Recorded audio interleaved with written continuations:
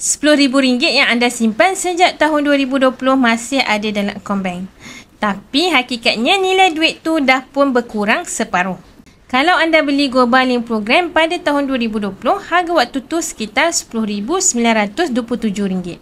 Hari ni nilainya dah naik kepada lebih RM23,000. Tapi kalau duit tu hanya disimpan dalam bank, inflasi dah rompak separuh daripada kuasa beli anda. Jadi bagaimana nak lindungi simpanan daripada inflasi? Kuncinya adalah dengan pelbagaikan simpanan. Simpan duit dalam bank untuk belanja harian dan kecemasan. Simpan dalam ASB, tabung haji atau KWSP untuk perbelanjaan masa depan. Tapi untuk simpanan jangka panjang, tukarkan sebahagian dalam bentuk emas. Menurut pakar kewangan Malaysia, Tuan Azizia Ali, duit dalam bank cukup untuk 1 hingga 2 bulan perbelanjaan. Simpanan kecemasan sekurang-kurangnya 3 bulan gaji dan simpanan jangka panjang sebaiknya ditukarkan kepada emas. Jadi, jangan biarkan simpanan anda dimakan inflasi, tukarkan sebahagian kepada emas sekarang.